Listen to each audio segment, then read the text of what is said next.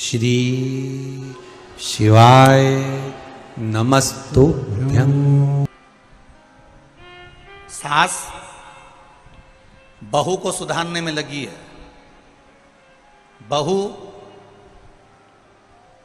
बोलो बोलो बोलो, सास को सुधारने में लगी है। देखो हम तो बोले ही नहीं, तुम पहले बोल दी थी। हमारा नाम मत लगाना कि गुरुजी बोले हो।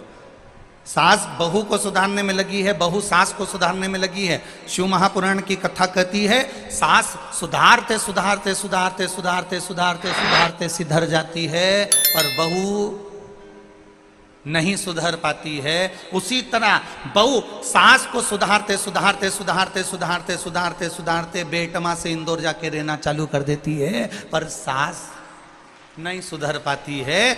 मेरा निवेदन केवल इतना सा है, सास बहू को सुधारना छोड़े, बहू सास को सुधारना छोड़े। अपने आप को जिस दिन हम स्वयं सुधारना प्रारंभ कर देंगे, अपने को ढालना प्रारंभ कर देंगे, अपने आप को अंदर से शीतलता देना प्रारंभ कर देंगे, उस दिन पूरा घर अपने आप सुधर जाएगा। किसी को सुधारने की जरूरत नहीं पड़ेगी। एक सास ने बहू से कह दिया, अपने पिताजी के घर से यही सीख के आई है। हो जाता है कभी कभी, सास की सत्ता रहती है कभी कभी। जिस घर में सासू की सत्ता रहती है, रहती। एक नई नवेली बहू आई,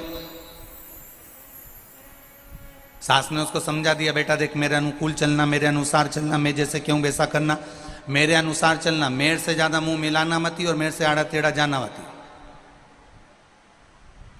तो समझ ले मेरे को। बहू ने कह दिया, जी मम्मी बिल्कुल आपके कहने पे चलूंगी। अब एक दिन सास कहीं गई हुई थी पड़ोस में मिलने के लिए। इतनी देर में कोई बाबा आ गया, भिक्षुक आ गया, कोई संत आ गया भिक्षा मांगने। माता भिक्षाम देई, माता भिक्षाम देई, माता भिक्षाम देई। अंदर से बहू निकल कर आई और आकर बोली, देखो बाबा जी हमारे यहाँ भी कोई है नहीं, आप यहाँ से जाओ, हमारे यहाँ कोई है नहीं, मैं आपको भिक्षा नहीं दे सकती, आप यहाँ से चले जाओ। संत गया, साधु गया, वो पड़ोस में पहुंच गया। पड़ोस में जाकर आवाज लगाई, माता भिक्षाम देही, माता भिक्षाम देही। जैसे ही आवाज लगाई, वैसे ही जो दरवाजे पर बैठी थी, इसकी सास भी बैठी थी और पड़ोसन की सास भी बैठी थी। पड़ोस वाली सास ने सुना और सुनते से अपनी बहू को आवाज लगाया, बेटा अंदर रोटी रखी हो तो संत को दे दे। बहू ने आकर रोटी दी। इतने में सास ने बाबा से पूछा, बाबा ये बताओ पास वाले मकान में भी गए थे क्या? हाँ माँ गया था। फिर वहां एक बहू मिली थी, उस बहू ने कह दिया, हमारे यहाँ कुछ नहीं है, हमारी सास नहीं है, घर में कोई है नहीं, तुम तो जाओ अभी यहाँ से। अच्छा ऐसा बोली, चल तो जरा बाबा चल। और बाबा का हाथ पकड़ के डोकरी बूढ़ी माँ सास घर ले गई। आवाज लगाया बाबा को खड़ा कर, बहू बहू। बहू दौड़ के आई, हाँ मां ये बाबा आया था? हाँ। इसने भिक्षा मांगी थी? हाँ। तूने क्या किया? अभी हमारे यहां कोई है नहीं, सास नहीं है, घर में कोई है नहीं, बाबा अभी तुम जाओ। तू कहने वाली कौन होती है? बाबा को ये बोलने वाली तू होती कौन है कि तुम दरवाजे से जाओ? घर की मालकिन कौन? सासू जी आप। घर की सेठानी कौन? सासू जी आप। तो मना भी कौन करेगा? आप। गई सास धड़धड़ाती हुई बाहर, बाबा जाओ। बाबा को तो लगा था कि इतने प्रेम से पकड़ के लाई है तो आज भिक्षा ज्यादा मिलेगी, मालूम पड़े क्या कह रही है, जाओ। और बहू से आकर बोली, जब घर की मालकिन मैं हूं तो मना भी मैं ही करूंगी। बाबा भी बाल खुजाता खुजाता वापिस चले गया। कहां सासू बहू के चक्कर में पड़ा। इसलिए निवेदन है आपसे, बहू सास को बदलने का प्रयास करे, सास बहू को बदलने का प्रयास करे। शिव पुराण कहती है हमें किसी को नहीं बदलना, अपने आप को जिस दिन हम बदल लेंगे उस दिन पूरा राष्ट्र बदला हुआ नजर आएगा। हम अपने आप को बदलें।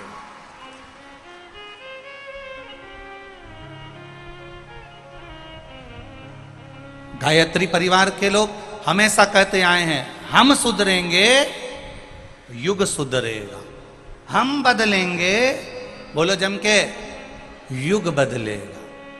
पहले हमें अपने आप को बदलना पड़ेगा, और जिस दिन हम अपने आप को बदल लेंगे, अपने आप हमें देखकर हमारा परिवार बदलेगा, हमारा घर बदलेगा, पड़ोस बदलेगा, मोहल्ला बदलेगा, कॉलोनी बदलेगी, और बदलते बदलते अपना बेटमा, अपना देपालपुर वापिस बदल जाएगा।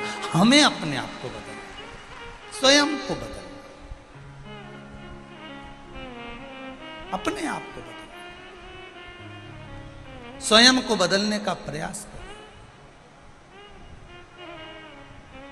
महाराज पार्वती जी ने शिव जी से पूछा, कंठ में जहर रख रखा है, गटकते क्यों नहीं हो, अंदर उतारते क्यों नहीं हो? कंठ पर जहर रख रखा है, उगलते क्यों नहीं हो, बाहर निकालते क्यों नहीं हो? शिव जी कहते हैं बाहर निकालूंगा तो भी मेरा ये संसार, मेरी ये पृथ्वी, मेरा ये सब कुछ नष्ट हो जाएगा, और अंदर भी उतारता हूं तो अंदर भी ये संपूर्ण विश्व नष्ट हो जाएगा। इसलिए कंठ पर रख रखा है। मेरे शंकर की एक बात अपनी जिंदगी में उतार कर रखना, कोई कोई बात अपने जीवन की इस कंठ में भर कर रखना, ना उगलना ना निगलना। उगलने में भी ना जाने घर नष्ट हो जाए, और निगलने में भी ना जाने घर नष्ट हो जाए। इसलिए उसको कंठ पर रखिए, कंठ पर रखिए, धारण कर कर रखो उसको। और जब कंठ पर धारण कर कर रखोगे, जब कंठ पर धारण कर कर तुमने रख लिया, तो तुम भी शिव जैसा एक तत्व प्राप्त कर लो, शिव जैसा तत्व। खाली ना जाता कोई दर से तुम्हारे। आप भी बोलिए, दिल से बोलिए, खाली ना। जरा आवाज यहां तक आना चाहिए, दम के बोलो, खाली दर से तुम्हारे मैं भी खड़ी हूं नन्ही बाहें पसार। मैं भी खड़ा हूं नन्ही बाहें पसार। अपने हृदय से लगा लो, लगा लो, गिरा जा रहा हूँ, उठा लो, उठा लो। प्रभु अपने दर से अब तो न टालो, गिरी जा रही हूँ, उठा लो, उठा लो। बाबा, इस संसार सागर में आने के बाद अगर मैं कहीं उलझ रही हूं, इस संसार सागर में आने के बाद अगर मैं भटक रही हूं, तो मेरे देव अधिदेव महादेव, मेरे शंभु, मेरे ओघड़ी, मेरे दयालु, आपको आकर थामना।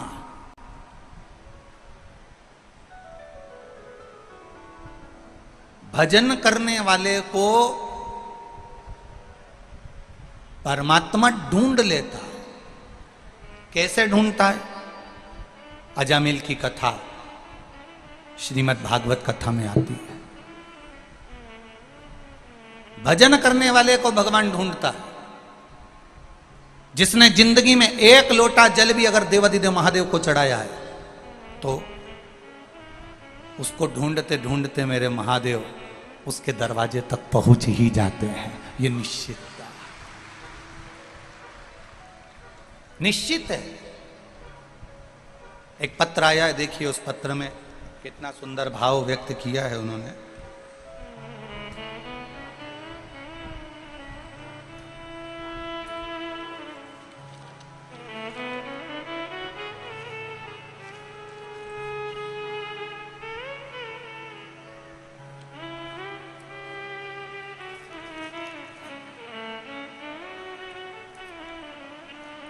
पहले तो धन्यवाद, पान के पत्ते पर आपने पत्र को जोड़कर भेजा है, बहुत बहुत साधुवाद है आपको।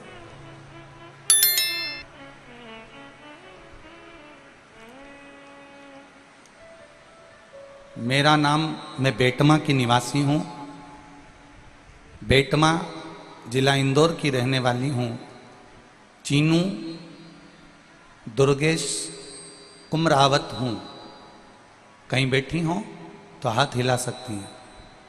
मेरा नाम चीनू दुर्गेश कुमरावत, बेटमा जिला इंदौर। कहीं बैठी हो तो हाथ हिलाइएगा, जहां भी बैठी हो।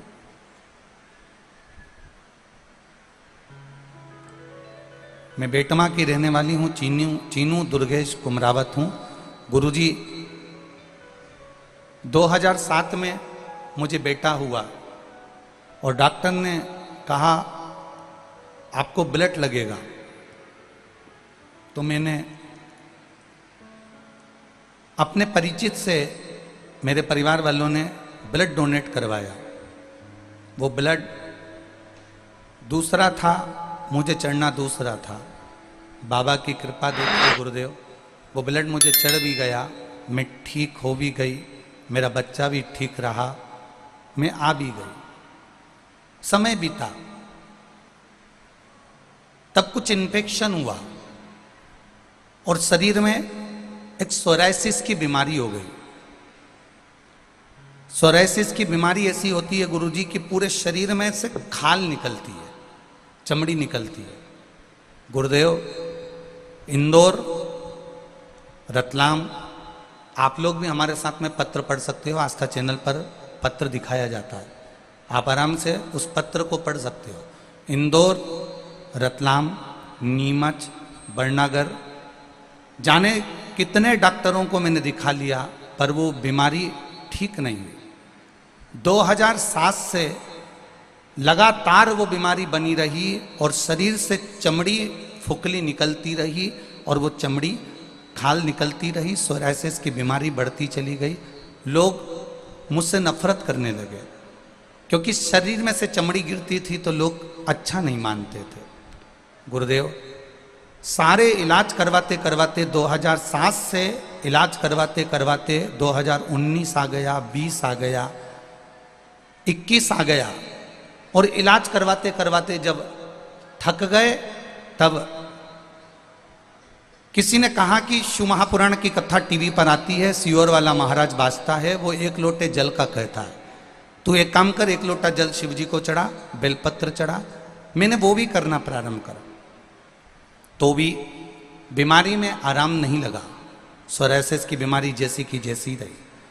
कुछ समय के बाद हमारे पास में एक माता जी रहती हैं, उन्होंने कहा सियोर वाले गुरुजी ने एक लाल चंदन का प्रयोग बताया जो अशोक सुंदरी वाली जगह पर लगाना है और अशोक सुंदरी वाली जगह पर लगाकर चंदन को पीले चंदन के साथ उपयोग करना है और पीले चंदन के साथ उपयोग करके एक लोटे जल में उस चंदन को डालकर अशोक सुंदरी वाली जगह पर चढ़ाना और उस पानी को लेकर आकर शरीर में लगाना और अच्छा पानी चढ़ाकर उस पानी को पीना। ये सियोर वाला महाराज ने बताया, तू उसको कर। मैंने केवल एक बार सोमवार की अष्टमी के दिन वो प्रयोग किया और गुरुदेव 2007 से जो बीमारी थी सोराइसिस की, 15 दिन के अंदर मेरी बीमारी 15 साल की समाप्त हो गई। ये शिव तत्व है, ये शंकर, ये औघड़ी है। अब मेरा पूरा शरीर ठीक हो गया है गुरुदेव, मैं पूर्ण तरह से स्वस्थ हो गई हूँ। एक और बात कहने के लिए आई हूँ, मेरी भांजी को 9 साल से संतान नहीं थी, गर्भ नहीं ठहर रहा था 9 साल से।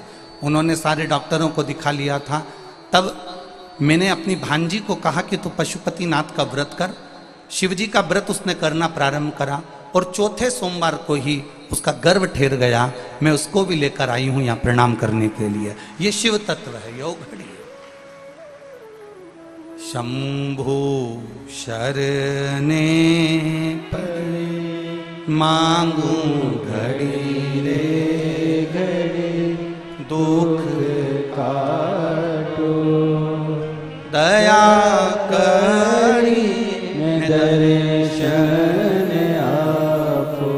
आपका विश्वास जब जागृत हो जाए, मेरा माताओं से केवल इतना सा निवेदन है, मेरे पुरुष भाइयों से इतना सा निवेदन है, बच्चे बैठे हैं इस कथा में उनसे निवेदन है, युवान बहन भाई इस कथा में बैठे हैं उनसे निवेदन है, आप दिल लगाकर 7 दिन की कथा जो बेटमा में हो रही है इसको दिल लगाकर श्रवण कर लेना। अगर दिल लगाकर सुन लिया और उसको अपनी जिंदगी में उतार लिया तो मेरे महादेव आपके सामने खड़ा मिलेगा, ये निश्चितता है। हृदय से सुनो। जो आस्था चैनल पर कथा सुन रहे हैं, फेसबुक यूट्यूब पर कथा सुन रहे हैं, चित्त लगाकर सुनो, अपना मन लगाकर सुनो। टीवी के सामने बैठकर भी अगर कथा सुन रहे हो तो पहले महादेव से ये विनती कर कर सुनो कि मैं बाबा बहुत उलझा हुआ हूं, बहुत तकलीफ में हूं, बहुत कष्ट में हूं, पर तू साधेगा तो मैं सध जाऊंगा। भाग्य बनाने वाला देवता होता है, भाग्य बनाने वाले देव होते हैं, भाग्य बनाने वाला भगवान होता है, किस्मत लिखने वाले देव होते हैं, किस्मत बनाने वाले भगवान होते हैं। पर भाग्य को बदलने की सामर्थ्यता अगर किसी में होती है तो वो देवाधिदेव महादेव में होती है। भाग्य बनाएंगे देवता, भाग्य बनाएंगे भगवान, पर भाग्य को बदलना, भाग्य को एकदम पलटने का अगर कोई बल रख सकता है तो वो देवाधिदेव महादेव रख सकते हैं। तुरंत आप उसके चरणों में जाकर आंसू भड़काए, आप उसके चरणों में जाकर विनती करें, आप उसके चरणों में जाकर निवेदन करें, आप उसके चरणों में जाकर नमन करें, आप उसके चरणों में जाकर एक लोटा जल चढ़ाए। उसने संवार लिया। आया दुख, आएगा दुख, क्यों नहीं आएगा?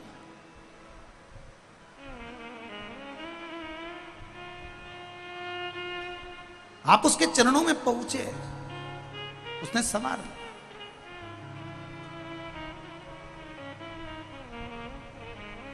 मैंने तेरे ही भरोसे ओ भोले तेरे ही भरोसे हवा बिच उड़ती जावांगी बाबा डोर हटो छड़ीला में कटी जावांगी भोले मैं तेरी पतन शंभु मैं तेरी पतन हवा बिच उड़ती जावांगी बाबा डोर हटो छटीला में कटी जावांगी। आप उसका भजन कर रहे हो, आप उसका स्मरण कर रहे हो, ढूंढेगा वो आपको।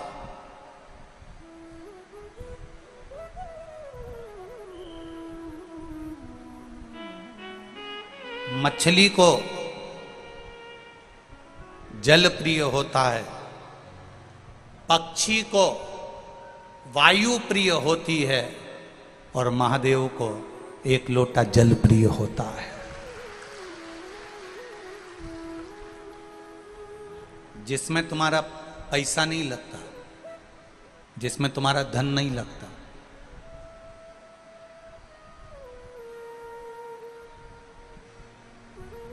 जिसमें तुम्हारा धन नहीं लगता, जिसमें तुम्हारा पैसा नहीं लगता। आप इतने लोग कथा में बैठे हो और इतने समय से मेरी बहनें, मेरी जीजियां और मेरे ये भाई, मेरे जीजा हो, इतने समय से आप कथा सुन रहे हो। इतने लोग बैठे हैं कथा सुनने के लिए। आपने कभी इस व्यासपीठ से सुना कि गुरुजी ने कोई पैसे की चीज बताई हो कि इसमें तुम्हारा खर्चा होगा तब तुम इसमें ऐसा करना? जब भी व्यासपीठ से बोला तो कहीं पीपल का पत्ता, कहीं आंवले का पत्ता, कहीं शमी का पत्ता, कहीं बेलपत्री का पत्ता, कहीं बेर का पत्ता, कहीं पीपल का वृक्ष, कहीं आंवले का वृक्ष, कहीं बड का वृक्ष, कहीं बेलपत्री का वृक्ष, कहीं शमी का वृक्ष, कहीं लोटा भर के जल, कहीं काली तिल, कहीं शहद, कहीं दही, कहीं दूध, बस उसी का गुणगान शिव महापुराण में है।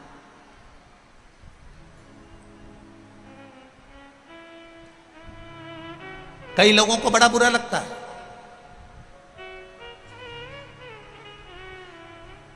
कई लोगों को लगता होगा कि महाराज जी कथा में ये सब चीजें बताते होंगे, ये सब चीजें वर्णन करते होंगे। हमारा तो आपसे भी निवेदन है, व्यासपीठ से जितनी भी चीजें आपको बताई जाती है वो सारी पुराणों में से बताई जाती है। एक एक पुराण को ध्यान से पढ़ना। गीता प्रेस गोरखपुर की एक एक पुराण अपने घर के अंदर ले आओ। मत्स्य पुराण, कुर्म पुराण, वामन पुराण, वराह पुराण, नारद पुराण, भविष्य पुराण, गर्ग संहिता, जितनी पुराण ला सकते हो एक एक पुराण घर में लाओ। उसको धीरे धीरे एक एक लाइन को आराम आराम से पढ़ो। जितनी धीरे धीरे पढ़ोगे उतना धीरे धीरे आपके अंदर उतरते जाएगा। दुनिया के लोगों ने कहा कि सियोर वाले महाराज ने श्री शिवाय नमस्तुभ्यम मन से मंत्र निकाल दिया, वो तो धन्यवाद दूंगा। लोगों ने जब इसका विरोध करा तब ब्राह्मणों ने, संतों ने, साधुओं ने, गुरुजन ने फिर इसको शिव महापुराण में पढ़ना प्रारंभ करा। जब शिव पुराण की विद्येश्वर संहिता में लिखा हुआ मिल गया कि श्री शिवाय नमस्तुभ्यम मंत्र को बोलने वाले का केवल मुख का दर्शन कर लो तो हजारों अश्वमेध यज्ञ का पुण्य फल प्राप्त हो जाता है, तब जाकर लोग उस श्री शिवाय नमस्तुभ्यम को छोड़े। नहीं तो पकड़ कर बैठे थे कि ये मंत्र कहाँ से आया, ये मंत्र क्यों बोला जाए, इस मंत्र का जाप क्यों करा जाए, इसको क्यों जपा जाए, इसको क्यों बोला जाए, इसका गुणगान क्यों किया जाए। जब उसको पढ़ लिया, समझ लिया, देख लिया, तब मालूम पड़ा। एक एक चीज एक एक पुराण में से निकाल कर स्मरण करिए।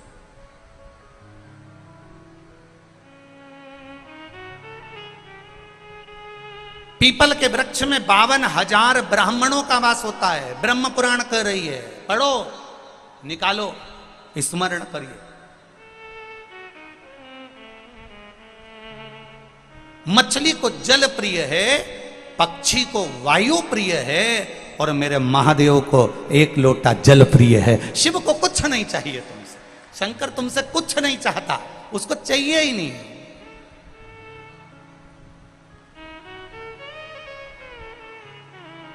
वो तो अपने लिए खुद ढूंढता है। एक बार देवाधिदेव महादेव माता पार्वती जी के साथ भ्रमण पर जा रहे थे। घूमते घूमते घूमते घूमते शंकर भगवान, कुछ लोग मुर्दे को लेकर जा रहे थे। राम नाम बोलो, बोलो जम के बोलो, अच्छे से बोलो, राम नाम सत्य। और अच्छे से बोलो, राम नाम सत्य। बोलना चाहिए कभी कभी। कभी कभी जब तुमको ऐसा लगने लगे कि तुम बहुत अकड़ में जिंदगी जी रहे हो तो 5 मिनट कुर्सी पर बैठे बैठे बोल लिया करो, राम नाम सत्य है। समझ में आ जाएगा कि आखिरी में जाना पड़ेगा, इसलिए शांति रखो। अब राम नाम सत्य कहते कहते कहते कहते गांव के लोग किसी मुर्दे को लेकर जा रहे थे। शंकर भगवान पार्वती जी के साथ में भ्रमण कर रहे थे। भ्रमण करते करते महादेव के, मेरे शिव के कानों में शब्द चले गया, राम नाम सत्य, राम नाम सत्य। शंकर भगवान खुश हो गए, पार्वती को छोड़ दिया। महादेव उस मुर्दे के पीछे पीछे जाने लगे। गांव के लोग बोल रहे राम नाम सत्य। शंकर भगवान खुश होकर चले जा रहे, चले जा रहे, चले जा रहे। जाते जाते गांव के लोग थोड़े आगे गए। आगे जाने के बाद उन्होंने वहां पर जाकर बोलना बंद कर दिया कि राम नाम सत्य है।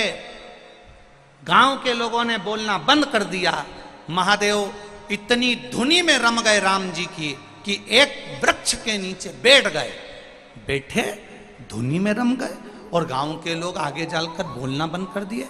थोड़ी देर बाद महादेव की धुनी समाप्त हुई और महादेव की धुनी जैसे ही समाप्त हुई, महादेव को लगा गांव के लोग बोल रहे थे, चुप क्यों हो गए, जरा जाकर देखो। महादेव तुरंत अंदर उस मशान में प्रवेश कर गए। उस मशान में, उस शमशान में प्रवेश कर गए और प्रवेश कर कर मेरे महादेव ने देखा गांव के लोग चुप होकर चले गए। कोई व्यक्ति यहाँ जल रहा है चिता में, मुझे लगता है ये बड़ा पवित्र व्यक्ति था, इसी के चक्कर में लोग राम नाम ले रहे थे। महादेव इंतजार करे, जैसे ही राख तैयार हुई, महादेव ने सोचा ये व्यक्ति भले चले गया, परंतु इसकी भस्म, इसकी राख मेरे शरीर पर होना चाहिए। महाराज शिव जी ने उस मरे हुए जीव की राख को अपने शरीर पर धारण करा। कहाँ बैठकर धारण करा? मसान में बैठकर। राख का रा लिया और मसान का मा लिया, दोनों को मिला के क्या हो गया? जम के बोलो जरा, राम। राख का रा लिया और मसान का मा लिया। राख उठाकर मेरे महादेव ने अपने शरीर पर धारण करना प्रारंभ करा। पार्वती जी शिव जी को ढूंढ रही, भोलेनाथ कहां गए?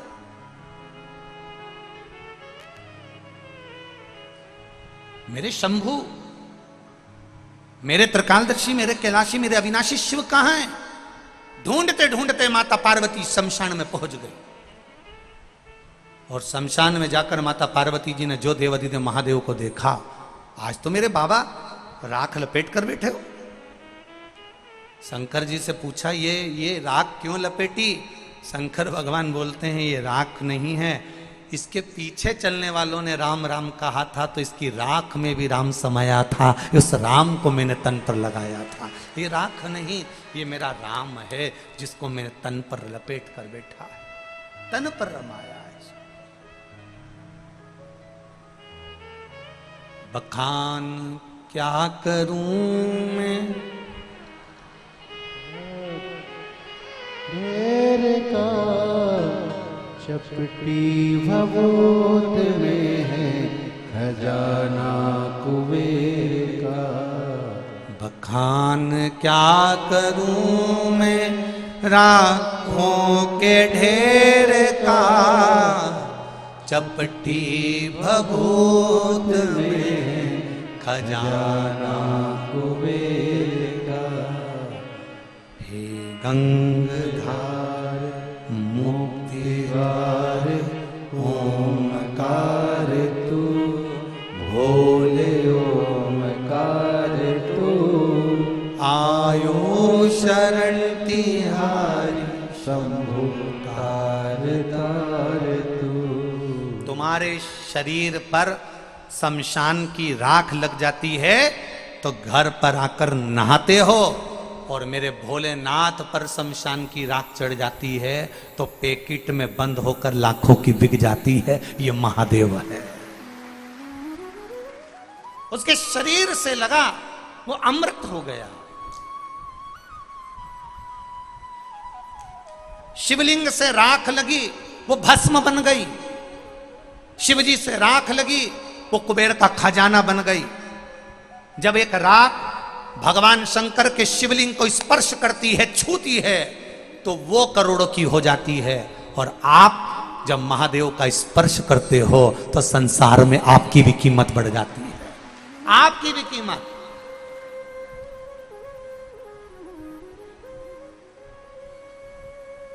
उस बहन ने इस पत्र में लिखा, उस बहन ने इस पत्र में लिखा कि लोग नफरत करने लगे, मुझसे दूर बैठने लगे, सोरासिस बीमारी हो गई, मेरी चमड़ी निकलने लगी तो लोग मुझसे नफरत करने लगे, दूर बैठने लगे, मेरे हाथ का भोजन नहीं करते, मेरे हाथ का पानी नहीं पीते।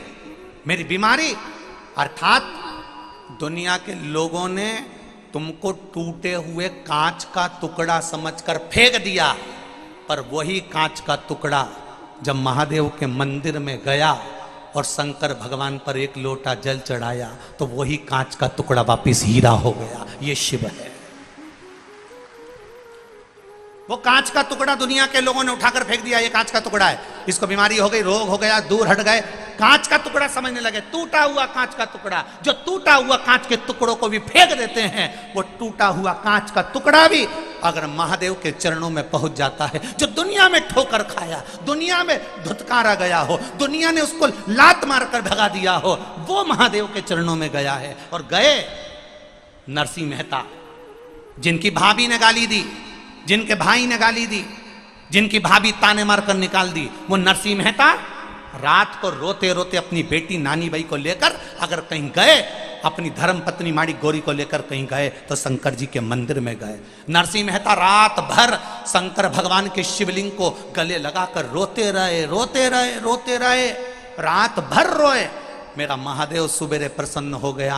नरसिंह तुझे क्या चाहिए? नरसिंह जी कहते हैं मैं सांवरिया सेठ को मानता हूं पर तुम्हारे मंदिर में रोया हूं, कोई बात नहीं, तुझे चाहिए क्या? नरसिंह जी कहते हैं एक बार सांवरिया का दर्शन करा दो। भगवान शंकर नरसिंह जी को नंदी पर बिठाकर गौलोक धाम ले गए, जहां दुनिया का व्यक्ति मरने के बाद बैकुंठ जाता है, भगवान उसको जीते जी ले गए और सांवरिया जी के सामने ले जाकर खड़ा कर दिया। सांवरिया जी ने नरसिंह जी से पूछा, यहां लोग मरने के बाद आते हैं, तू जीते जी आ गया? नरसिंह जी तुझे लेकर कौन आया? इतने में नरसिंह जी ने कहा मुझे भोलेनाथ लेकर आए हैं। सांवरिया जी ने कहा नरसिंह अगर वो लेकर आए हैं तो मैं कुछ नहीं कहूंगा, मांग तुझे क्या चाहिए? नरसिंह जी कहते हैं बड़ा दुखी हूं, मेरे परिवार के लोगों ने धक्के मारकर निकाल दिया, गाली देकर निकाल दिया, मेरी भाभी ने मुझे पानी से कड़ली रोटी तक खिलाई है, गाली देकर धुतकार कर निकाल दिया, मेरी छोटी सी बेटी है उसको लेकर मैं बाहर निकल गया, कोई नहीं मेरा, कौन संभालेगा? सांवरिया जी कहते हैं जिस शंकर जी के मंदिर में तू जाकर रोया है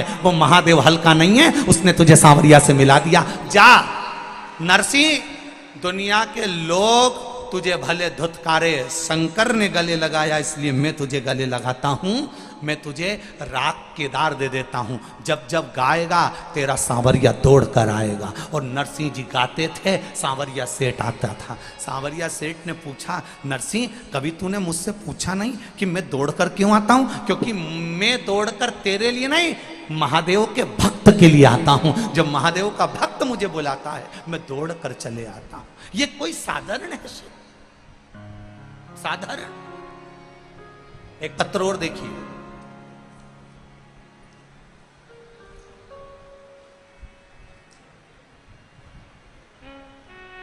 मेरा नाम नैना रूपेश प्रजापति है, मैं राऊ में रहती हूँ, मेरा मायका बेटमा में है। कहीं बैठी हो तो हाथ हिला सकती हैं, आप ही हैं, दोनों हाथ हिला दो एक बार। मेरा नाम नेमा रूपेश प्रजापति है, मैं राऊ में रहती हूँ, मेरा मायका बेटमा में है।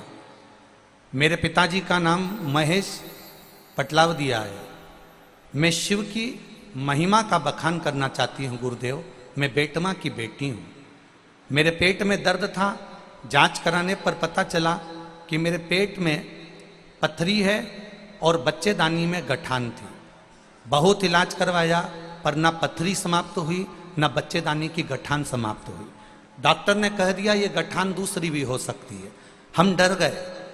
मेरे माता पिता ने आपकी कथा टीवी पर सुनी थी, कभी आपको नहीं देखा था, केवल आस्था चैनल पर कथा सुनते थे और आप पर विश्वास करते थे। मेरे माता पिता ने एक लोटे जल का महत्व बताया और कहा बेटी एक लोटा जल बेलपत्र वाला उपाय तुझे बताते हैं और वो कर। तब हमने वो एक लोटे जल का प्रयोग करना प्रारंभ करा। शिव जी को जल चढ़ाती, पानी पीती, बेलपत्र चढ़ा हुआ लेकर आती, खाती। खाते खाते समय निकल गया और फिर हमने वापिस पिताजी के साथ में जाकर डॉक्टर को जांच कराई तो मेरे पेट की गठान भी गल चुकी थी और पथरी भी समाप्त हो चुकी थी। ये शिव तत्व है। बैठिए बहन, श्री शिवाय नमस्तुभ्यम, दोनों हाथ हिला दो एक बार, हर हर महादेव। बैठ जाइए, ये शिव तत्व है। ओ घड़ी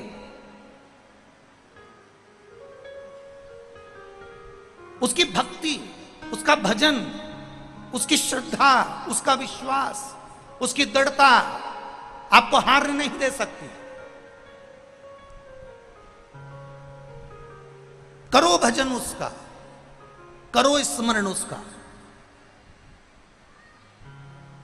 शंकर भगवान को जल चढ़ाने वाले को शंकर भगवान को ढूंढना नहीं पड़ता, शंकर भगवान अपने भक्त को ढूंढते हैं। ये श्रीमद् भागवत भी कह रही, भागवत भी कह रही है, केवल शिव पुराण नहीं। अजामिल की कथा कहती है, अजामिल भगवान के भजन में लगा रहता था, अजामिल भगवान की भक्ति करता था, अजामिल भगवान नारायण का स्मरण करता था, भजन करते करते करते करते करते करते अजामिल एक बार मंदिर से निकलकर जा रहा था, किसी वेश्या के भवन के सामने से निकल गया। वेश्या पर उसकी दृष्टि पड़ गई, वेश्या की दृष्टि अजामिल पर पड़ गई। दोनों ने एक दूसरे को देख लिया, दोनों के नयन मिल गए और अजामिल अब मंदिर जाना छोड़ दिया, भजन करना छोड़ दिया, सत्संग करना छोड़ दिया, वेश्या के चक्कर में पड़ गया। वेश्या से उसने शादी कर ली, वेश्या को ही वो अपने घर लिया है, वेश्या से विवाह कर लिया, वेश्या को घर लिया है, वेश्या घर। श्रीमद् भागवत में आता है संवाद। कोई पूछे कहां से सुना दी कथा, तो श्रीमद् भागवत में पढ़िएगा अजामिल की कथा। मंदिर जाता था अजामिल, भजन करता था अजामिल, आराधना करता था अजामिल, सत्संग करता था अजामिल, संकीर्तन करता था अजामिल, प्रभु की भक्ति में डूबा रहता था अजामिल। केवल एक वेश्या के चक्कर में आ गया, वेश्या से विवाह कर लिया, शादी कर ली, घर आ गए, बच्चे हो गए और बच्चे हुए।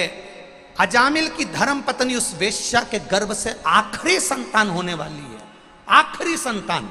उसके बाद अजामिल के पत्नी के गर्भ से संतान नहीं होगी, ये आखिरी संतान अजामिल की पत्नी के गर्भ में आने वाली है, गर्भ में है। अब क्या करा जाए, ध्यान देना, भजन करने वाले भगवान को नहीं ढूंढते, भगवान भजन करने वाले को ढूंढ लेता है, और वही अजामिल के साथ हुआ। आप देखिए प्रभु की लीला देखना, श्रीमद् भागवत कितनी सुंदर वर्णन कर रही है। प्रभु की लीला का चक्र चला, अजामिल की पत्नी के चौथे नंबर का गर्भ था, गर्भ धारण हुआ। वेश्या का जब चौथा गर्भ था, अजामिल की पत्नी का जब चौथा गर्भ था, तब कुछ संत अजामिल के नगर में आ गए। बहुत भूख लगी है, कहीं भोजन मिल सकता है, बहुत भूख लगी है, कहीं भोजन मिल सकता है, कहीं भोजन मिल जाए, बहुत भूख लगी है, बहुत भूख लगी।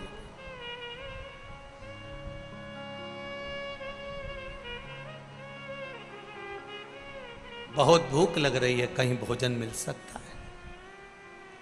कितना कितना पुकारा है, कितना।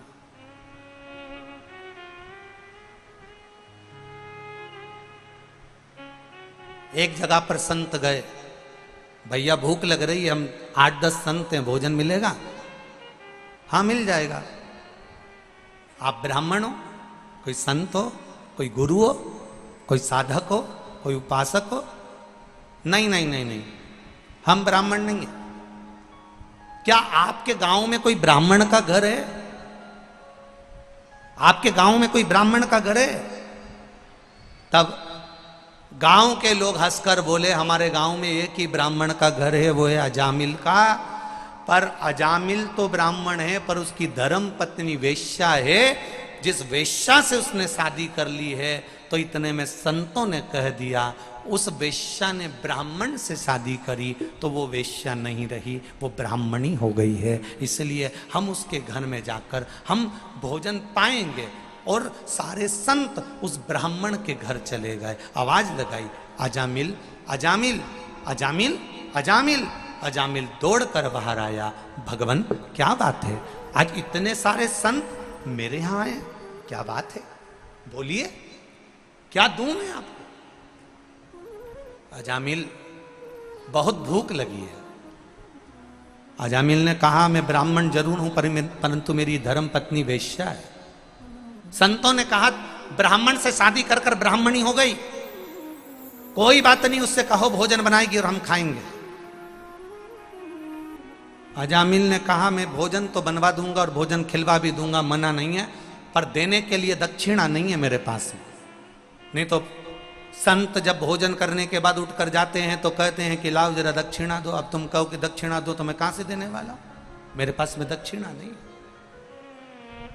संतों ने कहा, हमको दक्षिणा नहीं चाहिए, पक्का पक्का, 1 रुपया भी नहीं दूंगा, मत देना, तू भोजन करा दे।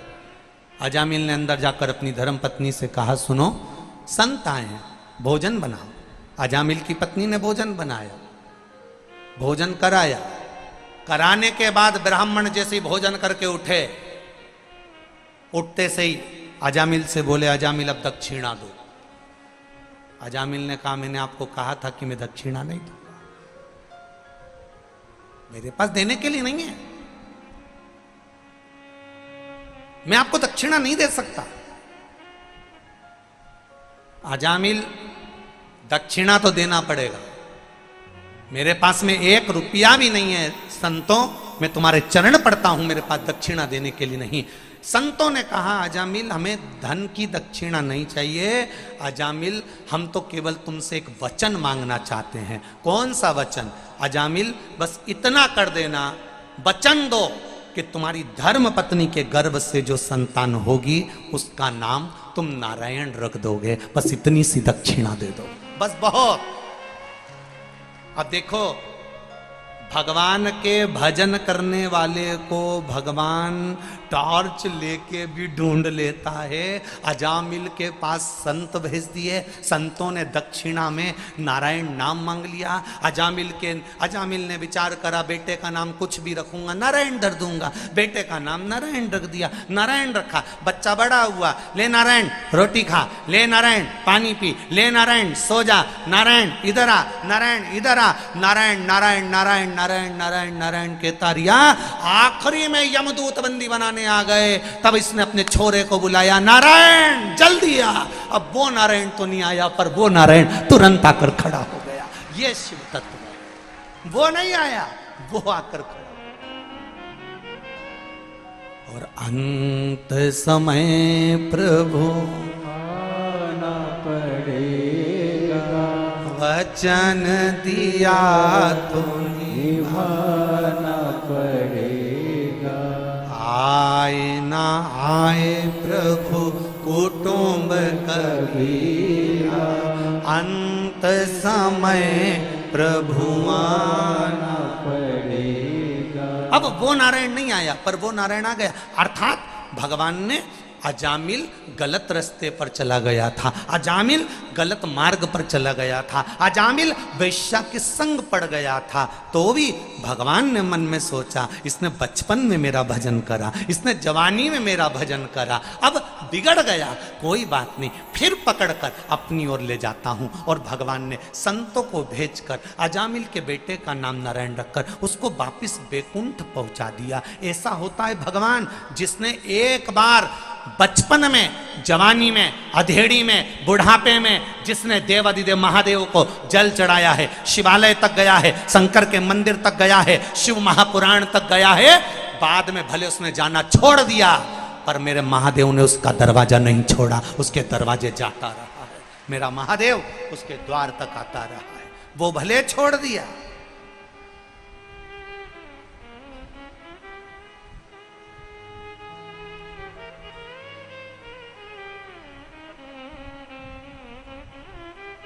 समय देखकर कभी कथा मत सुनना,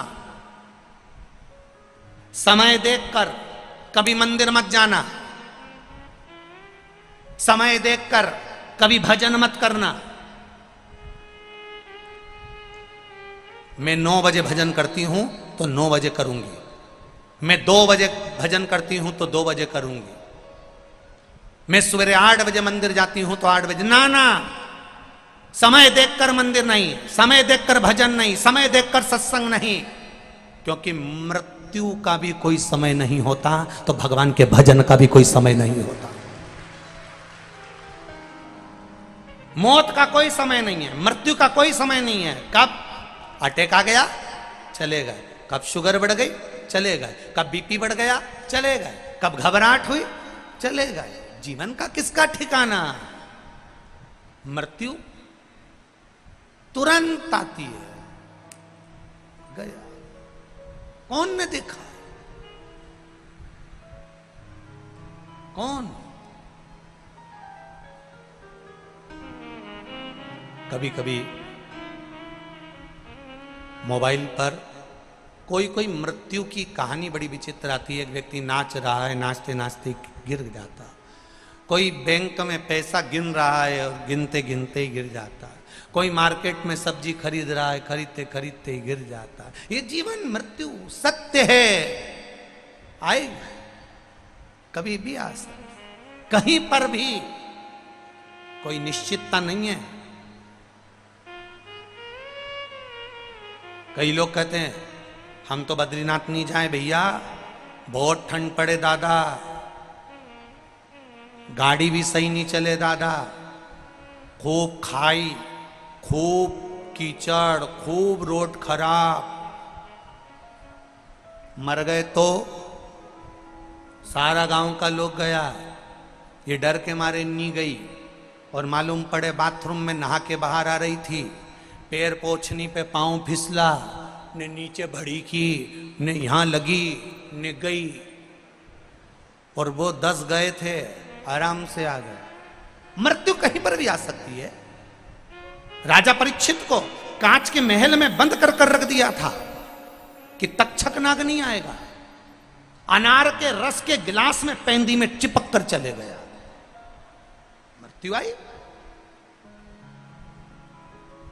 बस उस परमात्मा से कहना, हे नारायण, हे भोलेनाथ, मेरे त्रिकालदर्शी, मेरे कृष्णा, मेरे राम, मेरे गोवर्धन नाथ, मेरे श्री जी बाबा, मेरे सांवरिया सेठ, हे मेरे ठाकुर, हे मेरे शंभु, हे मेरे विश्वनाथ, हे मेरे सोमनाथ, इतनी कृपा जरूर करना मेरे भोलेनाथ। जैसे बच्चा आता है, किसी का जन्म होता है तो 9 महीने पहले मालूम पड़ जाता है कि ये आने वाला है।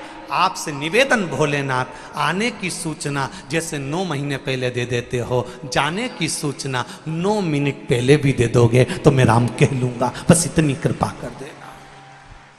आने की सूचना तुम 9 महीने पहले दे देते हो कि 9 महीने पहले सूचना मिल जाती है कि ये आने वाला है। जाने की सूचना 9 मिनट पहले भी अगर दे दोगे तो मैं राम कह लूंगा, कृष्ण कह लूंगा, शिव कह लूंगा और मैं चला जाऊंगा। पर सूचना नहीं मिल पाती, हमें मालूम नहीं पड़ पाता कि मृत्यु कब लिखी है, कहां लिखी, कैसे लिखी, कैसे लिखी है।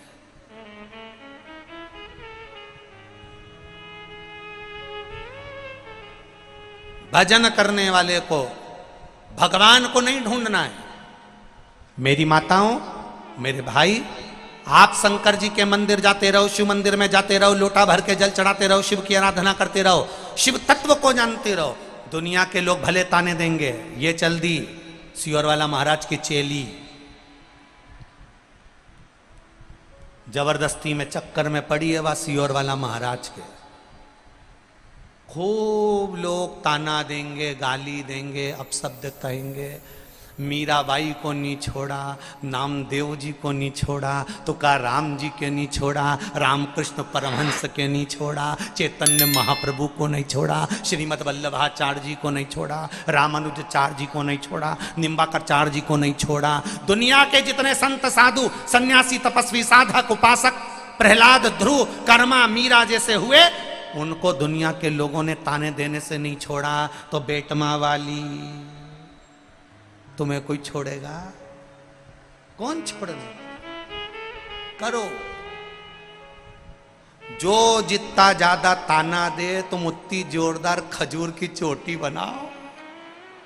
और खजूर की चोटी ऐसी, खजूर की चोटी देखेंगे, देखिए ऐसी 3 बट लेके यूंच बना के यूंच खोसे और इधर से लगा के इधर खोसे और बढ़िया बना के छोटी मोटी बढ़िया बिंदी मिंदी लगा के सुरमा मुरमा लगा के जो ज्यादा बोले उसके सामने से और इठला के जा, आग लगे बस्ती में, अपन रो मस्ती। उतने जोरदार तरीके से बाबा के पास जा, बोल बोलो।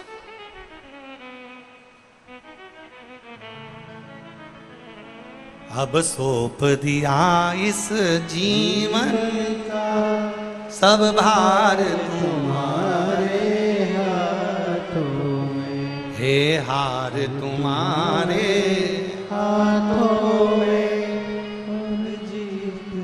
सब कुछ मेरे बाबा के हाथ। कहे दुनिया के लोग, गाली दें दुनिया के लोग, अपशब्द कहें दुनिया के लोग, ताना दे दुनिया के लोग, जितनी जितनी ठोकर लगेगी, जितना जितना ठोकर लगेगी, जितना जितना अपशब्द कहा जाएगा, जितना जितना ताना दिया जाएगा, जितनी जितनी गाली दी जाएगी, जितना जितना अपशब्द कहा जाएगा, उतने उतने सोने को जितना जितना तपाओगे वो उतना निखरता चले जाएगा। आप निखरते जाओ।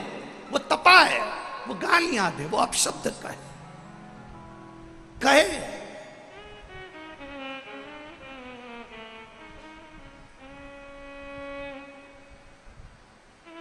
बड़ी चिंता लोगों को।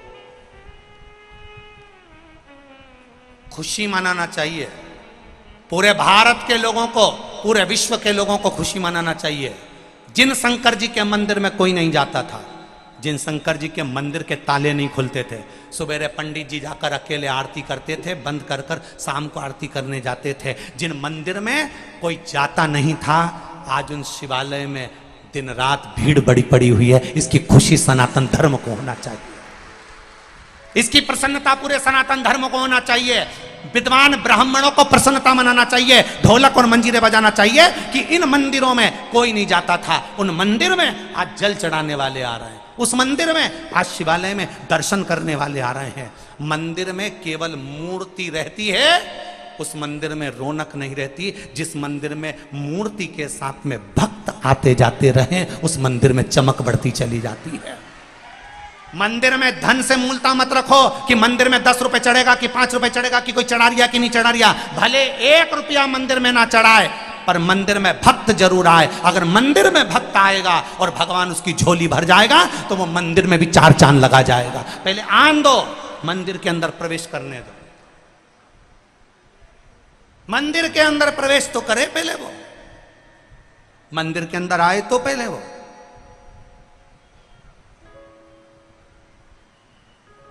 सिनेमा का टिकट लेके सिनेमा के अंदर बैठने तो दो,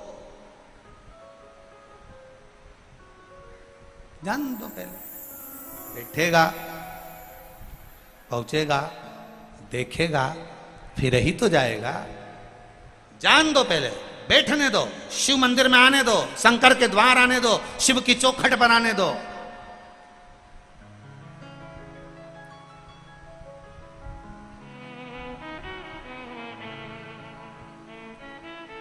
एक पत्र आया, देखिए, विश्व हिंदू परिषद बजरंग दल बेटमा प्रखंड। विश्व हिंदू परिषद बजरंग दल बेटमा प्रखंड। गुरुजी, हम आपका सम्मान करना चाहते हैं केवल इसी बात के लिए कि जो मंदिर खाली पड़े थे, हमने सारी दुनिया के लोगों ने पूरी जान झोंक दी थी लोगों को मंदिर तक पहुंचाने के लिए, पर मंदिर तक नहीं पहुंच पाते थे। पर ऐसी अलख जगी कि पूरा राष्ट्र आज मंदिरों के अंदर जाकर बैठा हुआ है। ये राष्ट्र है। मैं विश्व हिंदू परिषद बजरंग दल बेटमा को बहुत बहुत साधुवाद देता हूं, धन्यवाद देता हूं कि आपकी भक्ति बड़ी प्रबल है। आपने विश्वास रखकर ये बात लिखकर भेजी, बहुत बहुत साधुवाद।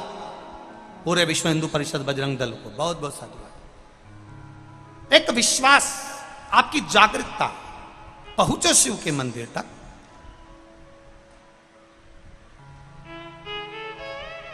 शिव के शिवालय तक जाइए, दिल की बात कहने के लिए जाइए, दिल की बात।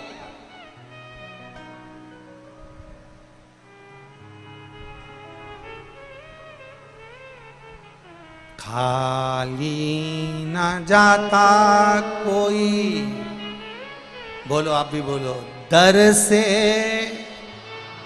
तुम्हारे खाली ना जाता कोई, दर से तुम्हारे मैं भी खड़ा हूँ नन्ही बाहें पसारे, मैं भी खड़ी हूँ नन्ही बाहें पसारे। अपने हृदय से लगा लो, लगा लो, गिरा जा रहा हूँ, उठा लो, उठा। प्रभु अपने दर से अब तो न टालो, गिरा जा रहा हूं, उठा लो। प्रार्थना करिए उससे, निवेदन करिए उससे। और जब भक्ति का बल बढ़ता है, जब विश्वास बढ़ता है, जब दृढ़ता बढ़ती है, जब श्रद्धा बढ़ती है, जब विश्वास बढ़ता है, तब परमात्मा स्वयं प्रकट होता है। 3 दिन कथा को हो गए। आज कौन सा दिन है? जम के बोलो जरा। चौथा दिन है। 3 दिन कथा को हो गए। आप घर से चले होगे तब आपको गर्मी लगी होगी, घर से निकले होगे तो धूप लगी होगी। 3 दिन से कथा चल रही है और चौथा दिन है। 4 दिन से जैसे ही 1 बजे कथा चालू होती है, बाबा अपना हाथ करके छाया कर कर बैठ जाता है।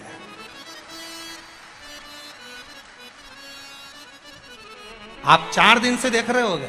बोलो देखा कि नहीं देखा? जम के बोलो जरा, देखा कि नहीं देखा? बाहर होगी थोड़ी देर, अगर धूप आई भी शरीफ, फिर छांव आई, फिर धूप आई, फिर छांव आई। बस जिंदगी यही है। थोड़ा दुख आया, फिर सुख की भगवान ने छैया कर दी, फिर दुख आया, फिर सुख की छांव मेरे बाबा ने कर दी। सुख और दुख एक धूप और छांव की तरह है। इसको आने दो, आएगा तो आएगा। धूप आएगी तो आएगी, छांव आएगी तो आएगी। आप अपना कीर्तन में मन, अपने भजन में मन, अपने चिदानंद वृत्ति में मन लगाओ, भक्ति में लगाओ। तुम्हें नहीं ढूंढना है भगवान को, भगवान तुम्हें ढूंढेगा। तुम जाओ देवादिदेव महादेव के मंदिर तक, तुम जाओ भगवान शंकर की चौखट तक, वो अपने आप स्वीकार करेगा, अपने आप।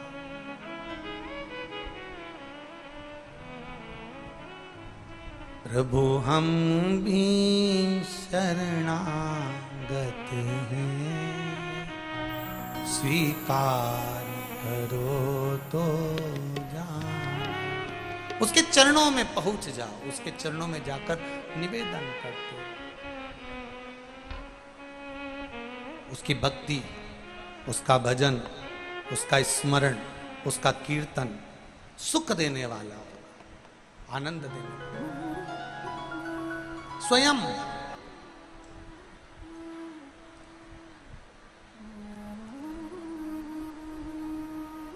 अपनी भक्ति के बल को बढ़ाना पड़ेगा हमको। दुनिया ताने देगी, दुनिया गाली देगी, दुनिया अपशब्द कहेगी, फिर भी आपका विश्वास नहीं डिगना चाहिए, आपका भरोसा नहीं टूटना चाहिए। माता पार्वती मैया का जो अवतार हुआ, ये माता सती, दक्ष प्रजापति की कन्या माता सती, जो शिव जी के साथ में ब्याहीन थी, और विवाह होने के बाद माता सती को भगवान देवादिदेव महादेव लेकर कुंभज बाबा के आश्रम में, शिव महापुराण की कथा कह रही है कि कुंभज बाबा के आश्रम में माता सती को लेकर गए, अगस्त बाबा के यहाँ ले जाकर, कुंभज बाबा के यहाँ ले जाकर अगस्त ऋषि के यहाँ कथा को सुनने बैठे।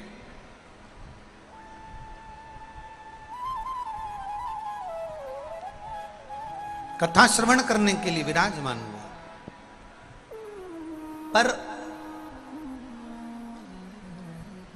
कथा में मन महादेव जी का लगा, सती मैया का नहीं लगा। थोड़ा सा ध्यान देना इस कथा पर। शिव से बड़े दुनिया में कोई वक्ता नहीं हुआ। शंकर भगवान ने कथा कही, माता पार्वती जी ने सुनी। वही कथा एक तोते के बच्चे ने सुन ली थी, जिसने वेद व्यास जी को कही। वेद व्यास जी ने वही कथा शास्त्रों में, पुराणों में वर्णन करी, जिसको आज तक दुनिया के लोग आज तक बाच रहे हैं, आज तक बाच रहे हैं। शिव जी जैसा कोई वक्ता नहीं। और शिव महापुराण की कथा कह रही है, भगवान शंकर का संवाद कर रहा है। शिवजी जैसा वक्ता नहीं और शिवजी जैसा कोई श्रोता नहीं। चंचुला देवी का पति बिंदु प्रेत योनि में चले गया। चंचुला देवी का पति बिंदु जब प्रेत योनि में चले गया, तब चंचुला देवी ने देवाधिदेव महादेव से प्रार्थना करी कि मुझे कथा करवाना है शिव महापुराण की, और कोई जजमान नहीं मिल रहा।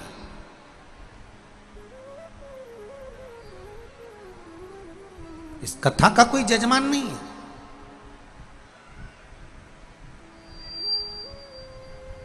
अब आप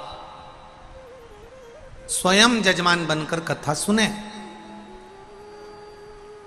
आप स्वयं जजमान बनकर इस कथा का रस तत्व ग्रहण करें। शंकर भगवान ईश्वर जी बने, पार्वती जी गोरा जी बनी, गणा बने, गौर बने, और दोनों ने मिलकर शिव महापुराण की कथा को श्रवण किया। शिव जैसा कोई वक्ता नहीं और शिव महापुराण की कथा कहती है मेरे भोलेनाथ, शिव जैसा कोई श्रोता नहीं। इसलिए शिव महापुराण की कथा, भगवान शंकर की संवाद, भगवान शिव महापुराण की कथा कहती है, भगवान शंकर का संवाद कहता है कि जितने भी शिव महापुराण के सुनने वाले श्रोता आते हैं, जितने भी शिव महापुराण की कथा को सुनने वाले आते हैं, ये केवल श्रोता नहीं होते हैं। केवल श्रोता नहीं है। शिव महापुराण की कथा कह रही है, ये केवल श्रोता नहीं, शिव महापुराण की कथा कहती है ये सब जितने भी सुनने के लिए आए हैं, ये सब शंकर भगवान का ही एक स्वरूप होते हैं जो शिव महापुराण की कथा में पहुंचते हैं। स्पीकर बंद है बड़े बड़े। ये स्वयं शिव का एक स्वरूप है। ये स्वयं शंकर भगवान का एक प्रतिबिंब स्वरूप है। मैं फिर धन्यवाद देना चाहूंगा आदरणीय विशाल जी पटेल जी को और उनकी पूरी मित्र मंडली को, और धन्यवाद देना चाहूंगा बेटमा के एक एक बच्चे को, एक एक व्यक्ति को, जो शंकर के रूप में आए हुए इतने सारे भक्तों की सेवा में रात दिन लगे हुए हैं। ऐसे बेटमा निवासियों को बहुत बहुत साधुवाद। आप किसी दूसरे की सेवा नहीं कर रहे हो, आप किसी दूसरे की सेवा में नहीं लगे हो, आप देवाधिदेव महादेव की सेवा में लगे, शिव की सेवा। शिव महापुराण की कथा कह रही है, सती मैया को लेकर बाबा देवाधिदेव महादेव भगवान शंकर मां सती को लेकर कुंभज बाबा के आश्रम में, अगस्त ऋषि के आश्रम में पहुंच गए। और अगस्त ऋषि के आश्रम में जब पहुंचे, माता सती का मन कथा में नहीं लगा।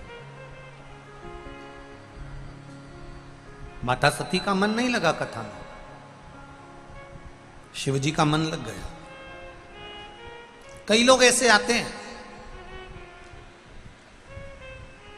कथा में, कई लोग ऐसे मिलेंगे जो कथा में जाकर बैठते जरूर हैं, कथा सुनने बैठते जरूर हैं, कथा में पहुंचते जरूर हैं, कथा श्रवण करने के लिए जाते जरूर हैं, पर उनका मन, उनका चित्त, उनकी वृत्ति, उनका हृदय, उनके श्रवण कथा में नहीं पहुंच पाते।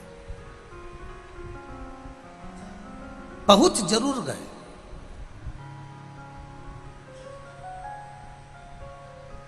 पर मन नहीं लग पाया। सती मैया का भी मन नहीं लगा।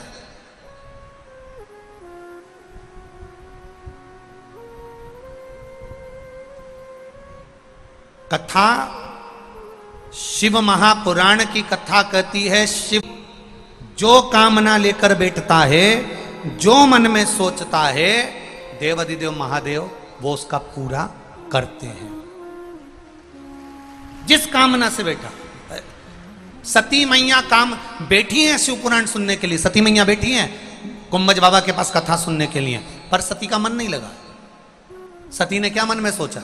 माता सती ने विचार करा, मेरे पति भी मुझको कहां लेकर आए, विवाह होने के बाद तो लोग लेकर जाते हैं अपनी धर्म पत्नी को कहीं घुमाने के लिए, और मेरे पति लेकर आए कथा सुनाने के लिए।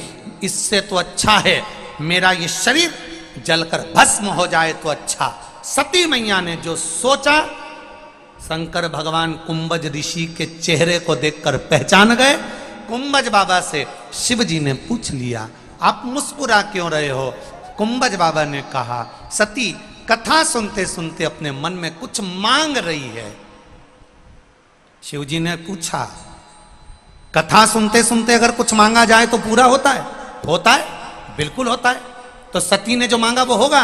होगा। तो मैं भी कुछ मांग लूं? मांग लो। शंकर भगवान भी ध्यान लगाकर बैठ गए कथा सुनते सुनते। अब कुंभज बाबा से पूछा भोलेनाथ जी ने कि सती ने क्या मांगा और मैंने क्या मांगा? तो कुंभज बाबा ने कह दिया, सती ने सोचा कि मैं जलकर भस्म हो जाऊं तो अच्छा, और आपने सोचा कहीं से राम का दर्शन हो जाए तो अच्छा। दोनों को वही की वही होगा। सती मैया जलकर भस्म हुई और शंकर भगवान को राम जी का दर्शन हुआ। जो मांग एक पत्र आया है, देखिए।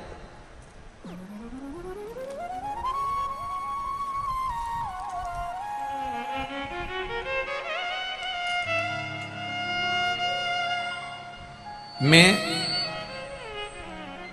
छबील चंद्र ददीच चूरू राजस्थान से आया हूं। मेरा मोबाइल नंबर ये है। कहीं बैठे हो तो हाथ हिलाइएगा। आप ही हैं? दोनों हाथ हिला दो एक बार। ऐसे ऐसे ऐसे हिला दो। ऐसे, हाँ, ऐसे हिला दीजिए दोनों हाथ। मैं छबील चंद्र ददीच चूरू राजस्थान से हूँ। आप लोग भी पत्र पढ़िएगा साथ में।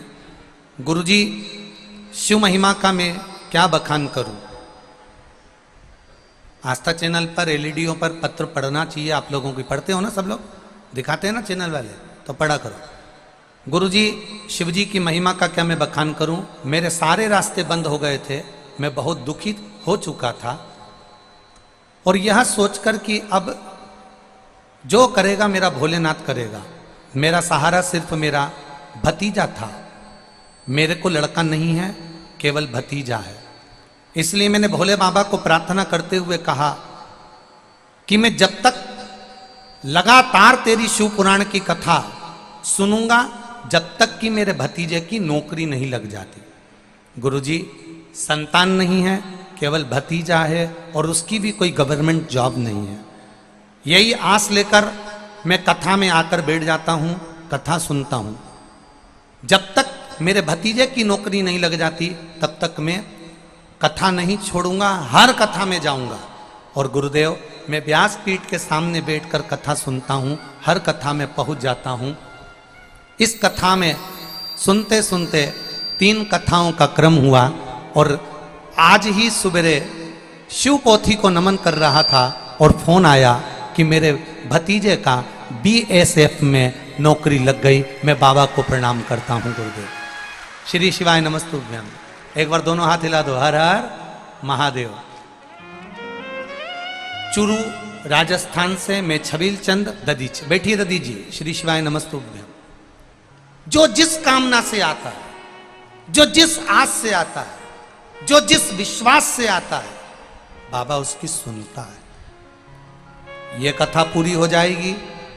अगली कथा 14 मार्च से 20 मार्च, होली के बाद, Uma public school, Ecotech 11, Bennett university के पास, दनकोर, ग्रेटर नोएडा में कथा 14 मार्च से 20 मार्च तक यूनिवर्सिटी के पास दनकोर, ग्रेटर नोएडा में प्रारंभ हो जाएगी। जो कथा दोपहर में 2 बजे से 5 बजे तक आस्था चैनल पर, फेसबुक, यूट्यूब पर आएगी। जो ग्रेटर नोएडा के आसपास के लोग हैं, गाजियाबाद के आसपास के लोग हैं, वो एड्रेस का ध्यान रखेंगे। इकोटेक 11, इकोटेक 11, 11, बेनेट यूनिवर्सिटी के पास, दनकोर, ग्रेटर नोएडा, 14 मार्च से 20 मार्च तक ये कथा चलेगी। एक निवेदन और करना चाहेंगे। जो भी कथा सीहोर समिति देती है, उस कथा का स्वयं वर्णन समिति करती है। अभी अभी अमरावती में कई लोग कह रहे हैं कि 14 मई से गुरुजी यहाँ कथा करने आ रहे हैं या ये कथा यहाँ होने वाली। ना ना ना, जो कथाएं सालों सालों से बुक हैं, क्योंकि 11 मई से कथा आकोला में प्रारंभ होगी, शायद 11 मई के करीब में जो कथा आकोला में है वो रहेगी। कई लोग गलत गलत अफवाहें उड़ा देते हैं कि गुरुजी हमारे यहाँ कथा करने आ रहे हैं या वहाँ कथा करने आ रहे हैं। जब तक समिति से आपको सूचना ना मिले तब तक कोई सूचना आप उसको स्वीकार ना करें। अपनी चित्त वृत्ति से जहां कथा हो रही है, आप कथा में नहीं भी आ सकते तो आस्था चैनल के सामने से, फेसबुक यूट्यूब के सम्मुख में बैठ कर कथा का रस तत्व ग्रहण करो। एक पत्र और किसी यही भाई ने भेजा है, कल की कथा का है, कल का चरित्र। मैं बालाराम मंडलोई, रजाक कॉलोनी, बेटमा का रहने वाला हूं। कल की घटना गुरुजी मैं कथा में वर्णन करना चाहता हूं, आप भी पत्र पढ़िएगा साथ में। मैं बालाराम मंडलोई, रजाक कॉलोनी, बेटमा का रहने वाला हूं। कल की घटना गुरुजी, मैं कथा में 2-3 दिन से यहाँ सेवा में व्यस्त हूं, लेकिन कल गुरुवार के दिन आरती के समय 4 बजे मेरे पास फोन आया कि अचानक गेहूं के खेत में शॉर्ट सर्किट होने से आग लग गई। मैंने फायर ब्रिगेड को फोन लगाया, लेकिन कई और होने से कारण फायर ब्रिगेड 1 घंटे देर से आने का बोल दिया। गुरुदेव, मेरा यह भीड़ से, इतनी भीड़ बेटमा में है कि यहां से निकलने में समय लगता, मैं क्या करता। मैंने भूमि को प्रणाम करा, जमीन को नमन कर कर, कंकर शंकर को मानकर निवेदन करा, बाबा अब फसल तेरे हाथ में है।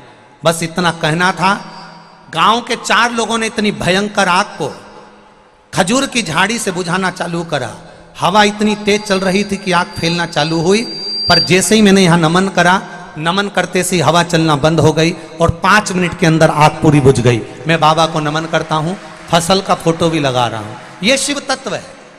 मैं अपना फोटो जो फसल जली उसके साथ लगा रहा हूं, ये मेरे शंकर की उदारता है। गुरुदेव, दुनिया के लोग कहते हैं कि पंडाल में कथा सुनने से क्या मिलता है, मैं कहता हूं मेरी फसल बच जाती है। ये मेरा महादेव है, शिव तत्व है ये। ओ घड़ी त्रिकालदर्शी, कैलाशी, अविनाशी। फिर कहूंगा बेटमा वालों को, फिर कहूंगा बेटमा के आसपास के क्षेत्रवासियों को, मौका मिला है अपना दरवाजा छोड़कर उसके दरवाजे पर बैठकर कथा सुनने का मौका मिला है। दिल से सुनो तो वो भी तुम्हारे दरवाजे पर खड़ा मिलेगा। हर पल, हर घड़ी, हर क्षण सुनो उसकी कथा। और मैं विशाल पटेल जी को धन्यवाद देता हूं। रोज प्रतिदिन आप टेंट बढ़ा रहे हो, रोज प्रतिदिन इधर टेंट बढ़ रहा है, इधर टेंट बढ़ रहा है, प्रतिदिन बढ़ाते जा रहे हो। भक्तों के लिए बैठने की सुचारू व्यवस्था रखी है, जल की व्यवस्था रखी, बहुत बहुत साधुवाद है आपको। इस भीषण गर्मी में आपकी व्यवस्थाएं बहुत जोरदार है, बाबा की कृपा है। तो एक बार जोरदार ताली बजाओ, बहुत बहुत साधुवाद है आपको, बहुत साधु। श्रवण करो कथा का रस तत्व। जाओ शिव के दरवाजे, जाओ शिवालय, शंकर के मंदिर तक, उसकी चौखट तक, 1 लोटा जल लेकर पहुंचिए उस शिव के द्वार तक। करो उसका स्मरण, करो उसका भजन, मिलेगा।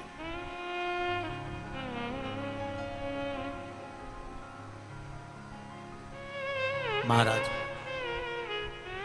सती मैया जलकर भस्म हुई। वही सती मैया हिमालय राज की यहां पार्वती के नाम से विख्यात हुई। माता मेनावती के गर्भ से उनका प्रागट्य हो गया। तब साधना में देवऋषि नारद ने उनको लगा दिया, भजन में डूब गई। बांस गीला है, उसको नवा लो।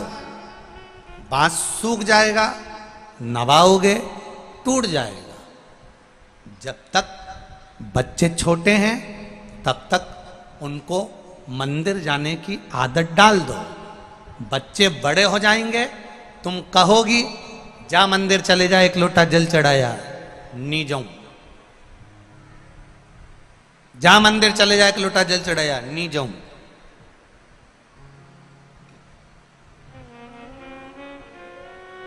नहीं जाएंगे। छोटे हैं, छोटा सा लोटा हाथ में पकड़ा दो, छोटा सा लोटा, छोटा सा जल का पात्र, हाथ में। बच्चे से कहो सामने मंदिर है, सिद्धनाथ बैठे हैं, पूरे बेटवा में किसी देवता के इतने मंदिर नहीं होंगे जितने मंदिर महादेव के हैं पूरे बेटवा में।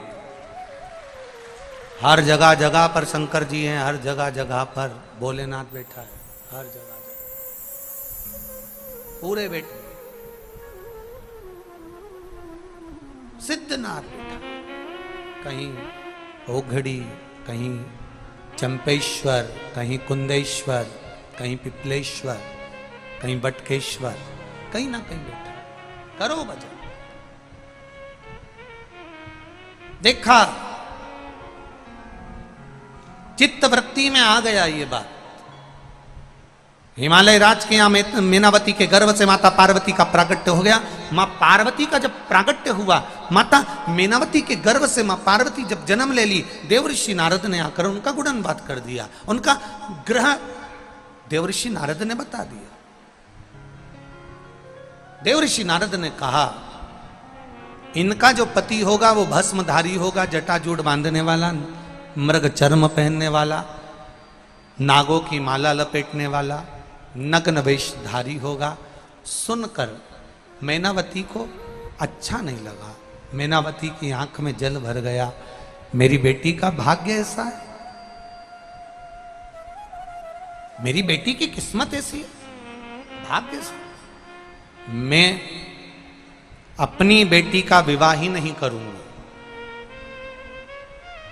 मैं अपनी बेटी का विवाह नहीं करूंगा। देवऋषि नारद ने समझाया, सारे अवगुण अगर किसी एक देव में विराजमान हैं और वो सारे गुणों की खान है, तो अपनी बेटी का विवाह आप उसके साथ कर दो। आप पार्वती को कहो शिव शंकर भगवान की भक्ति में डूबी रहे, अपने आप मेरा देवादिदेव महादेव उसको संभाल ले। अब पिपलाद शिव महापुराण की कथा का ये वाला संवाद आज तक कथा में नहीं आया। ये ब्रह्म पुराण का संवाद है, ब्रह्मवेत्ता पुराण का। इसको जरा सा ध्यान से सुनना। अभी तक ये संवाद नहीं आया, इतनी कथाएं बाची उसमें ये संवाद नहीं पहुंचा। ये पिपलाद शिव महापुराण की कथा में ये संवाद दधीची के ऋषि के माध्यम से आया।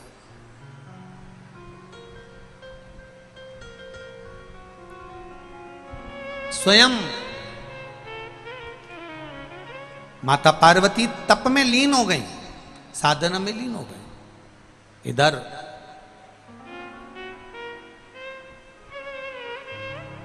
ऋषि अथर्व जी ने दधीची ऋषि को ज्ञान देते हुए कहा कि पर पीड़ा को अपनी पीड़ा समझो, परमार्थ के कार्य में लगे रहो। भोजन करने भी अगर बैठे हुए हो और कोई भूखा सामने आ जाए तो भोजन की थाली में से अन्न का भाग निकाल कर दे दीजिए, उसका सुख 4 गुना बढ़ जाता है।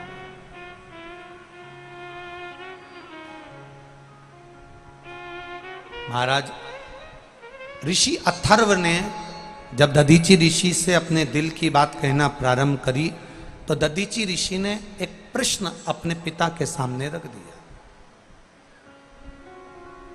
दधीची ऋषि ने पिता के सामने, अथर्व ऋषि के सामने एक प्रश्न रखा, पिताजी मेरे मन का एक संशय है, वो मैं मिटाना चाहता हूं।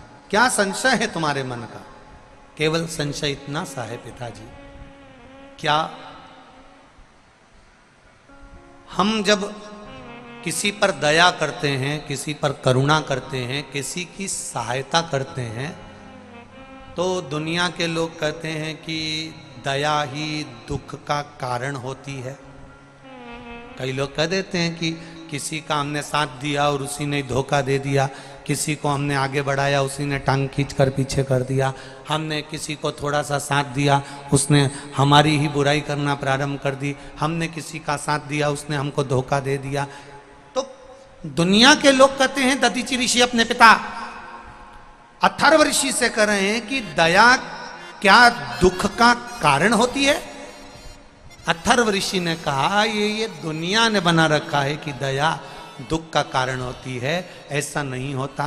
जिसके ऊपर तुमने दया करी है, जिसके ऊपर तुमने करुणा करी है, जिसके ऊपर तुमने अपना प्रेम दिया है, करुणा दी है, दया करी है, वात्सल्यता दी है, वो कभी खाली नहीं जाता। अथर्व ऋषि कह रहे हैं तुम्हारे द्वारा की गई करुणा, दया, प्रेम, वात्सल्यता, करुणता एक ना एक दिन तुम्हारे सामने आकर खड़ी हो जाती है, निश्चित है।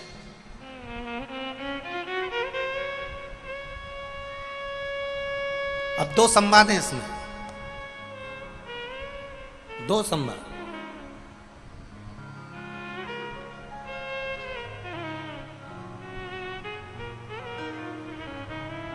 उसमें से एक संवाद अथर्व ऋषि ने कहा, सुनो दधीचि, माता पार्वती जी तप साधना में लीन थी, शिव जी की आराधना कर रही थी, भक्ति में डूबी हुई थी।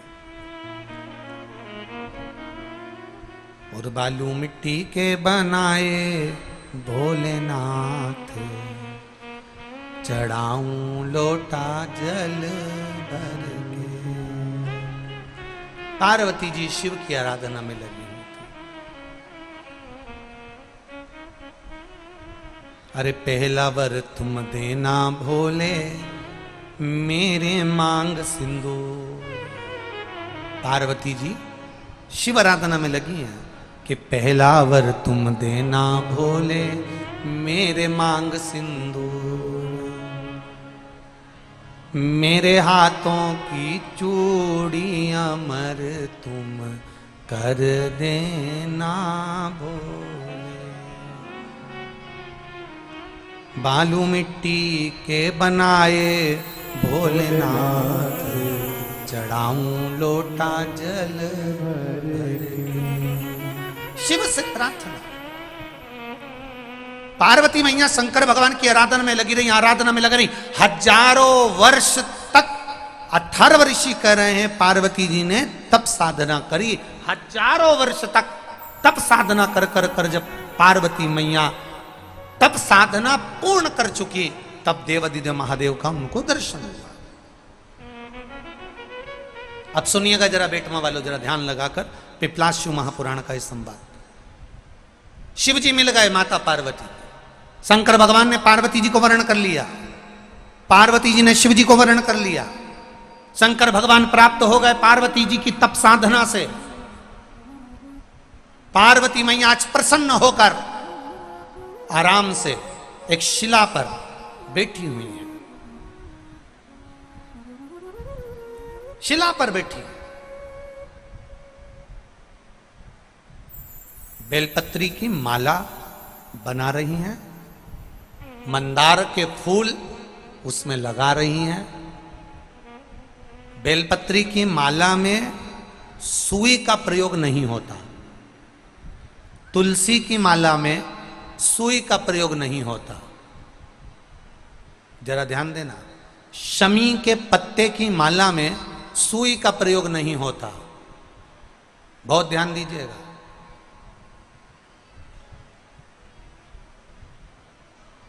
तुलसी की माला में सुई का प्रयोग नहीं होता, बेलपत्री की माला में सुई का प्रयोग नहीं होता, शमी की माला में सुई का प्रयोग नहीं होता, आंवले के वृक्ष की पत्ती की माला में सुई का प्रयोग नहीं होता, पीपल के पत्ते की माला में सुई का प्रयोग नहीं होता, बड़ के पत्ते की माला में सुई का प्रयोग नहीं होता।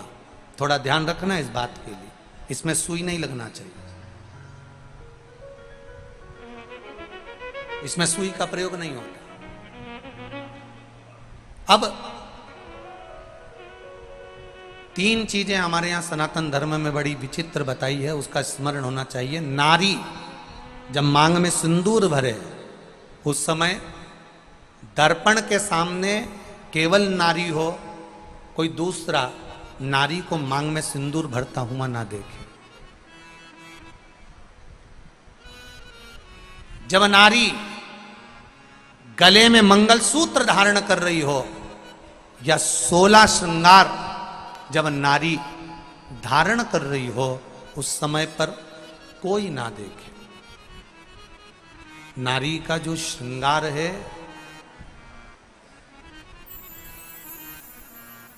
एक विवाह के समय पर और एक मृत्यु के समय पर।